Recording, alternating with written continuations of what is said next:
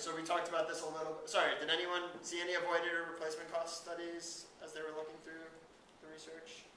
Yeah. So that you can search about that Catskill one. There have been different things written about that. It's kind of a archetypal example of avoided cost. So market pricing, again, food, fuel, or fiber. What is this land cover generating that people are consuming? And usually that's being transacted on in a market. But there's even though this is like the most obvious, where those numbers are coming from, there's still some issues, right? So values depend on the current market prices and preferences. Those things change over time. Markets are quite variable, as we've seen over the past few years. Another issue is they might not be as transferable. Like a fishery in one place in a developing country is going to have very different market dynamics than a fishery, off the coast of Maine. Go ahead. So does that kind of exclude your use of that tool then, or does that? No. You just give a range of. You do a range and you try and find. So in terms of benefit transfer, you're asking. Yeah, so you would try and find other market values that were done in similar economies. So that would be a factor that you would consider whether or not to apply that study. And again, if you're doing just a market valuation, you're going to be just like the fish example, might be other aspects of that market good that you're missing out on by just using a market price. So that's another issue with market pricing. I found this study too et al. And it was economic assessment of ecosystem services. So it was looking at seagrass meadows for local fisheries in the Canary Islands. And they looked at two ecosystem services. One was the food value, and they did that so they went in and they actually did a primary valuation where they sampled the biomass at different points in the fishery and calculated a total annual biomass production for different fish species. So a pretty, field biology experiment leading to an ecosystem service valuation, which is why I like this example. Once they had those biomasses for different fish species, they were able to put a market price for fish that were large enough to be sold in the market. So that gave them for the food value, but that seagrass is just supporting the food, it's also supporting the nursery for future food. So they were able to look at how many small-sized fish are being born a year and kind of do an estimate of the value of those fish. So that's getting sort of two different ecosystem services in the same landscape in a primary valuation. Again, what is the land cover? They're looking at the seagrass. The ecosystem services are food and habitat and nursery, and the time frame is a year. So that's just those are those factors that you want to think about when you're looking at these studies. Cool. Thank you. So I'm going to take it from here for a while. I'm Angela. Worked with Lola and Aaron for about 2 years at Earth Economics and do similar things. Project areas that I work in currently are in Alaska, Louisiana, and the St. Louis River watershed up in Minnesota. That's kind of just what I do. So I'll just continue on. So I'll be talking about hedonic valuation. And basically, unlike stated preference methods like contingent valuation, what hedonic valuation does is explaining how, revealed preference data. It's taking values from actual behaviors of people in marketplaces.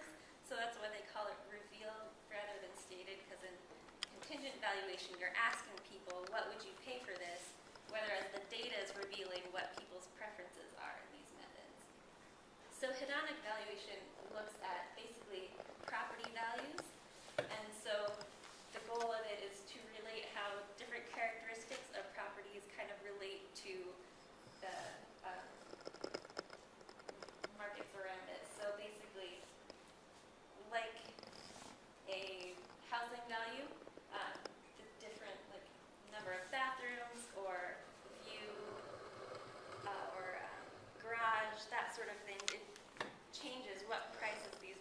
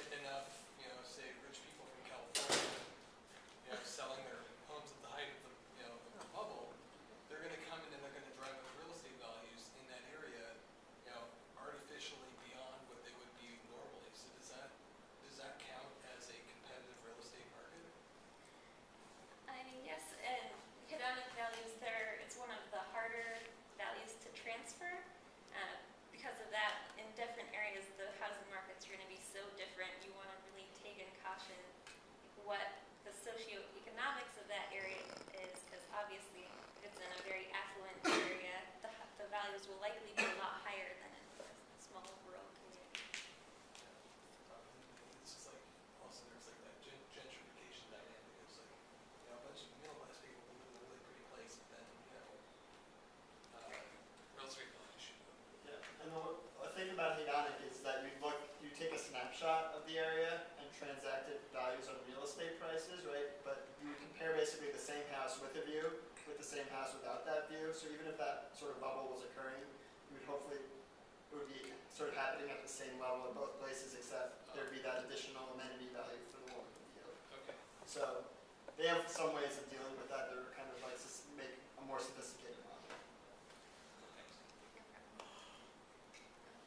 Oh, and did anyone ever come across the hedonic valuation study in your research? Yes. Well, travel cost is next. It's also a revealed preference method. And basically, instead of looking at housing prices, it's looking at people's costs to travel to a site. So a lot of travel cost studies will value recreation, where people are driving to trails or lakes to go swimming or things like that. And from that cost data, economists can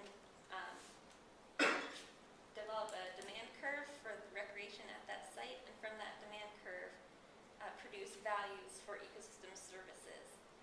The price itself that people pay to go to the site is not the ecosystem service value. What they call is consumer surplus is they determine from the demand curve. So what basically the ecosystem service value from this method is what people are willing to pay above what they actually pay, and that difference is called consumer surplus that they determine from these.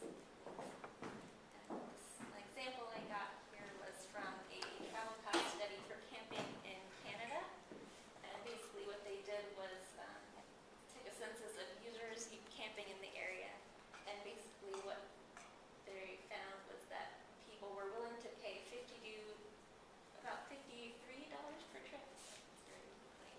And in total for that whole site, they get about $750,000 a year is what people are willing to pay to camp at that site.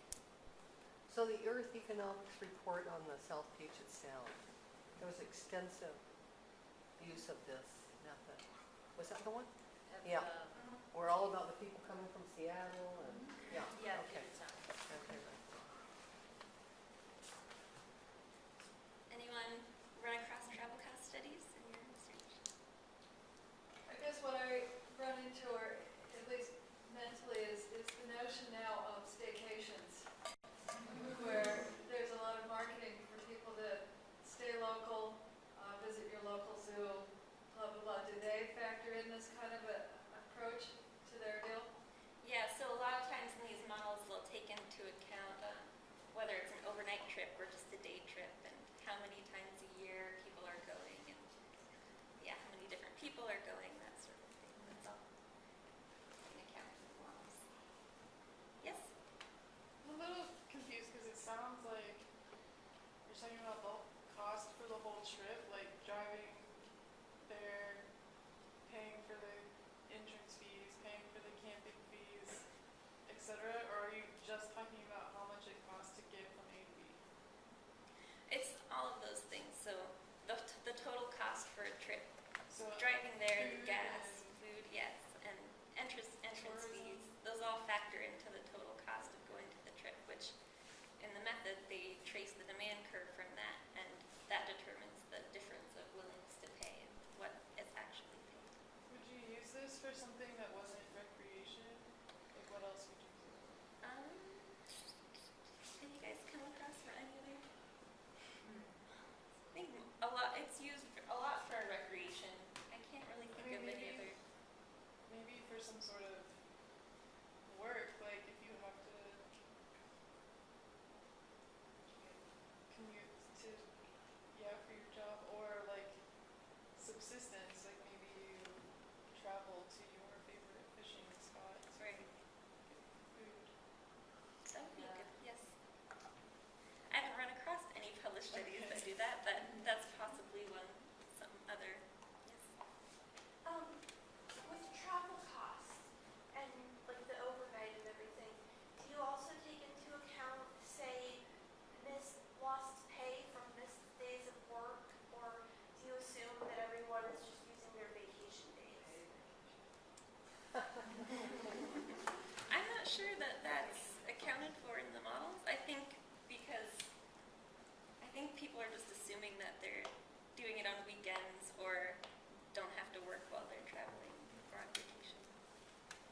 So you're kind of asking about an opportunity cost, Yeah. right? So you've chosen to go traveling rather than work that day or do something else. So you've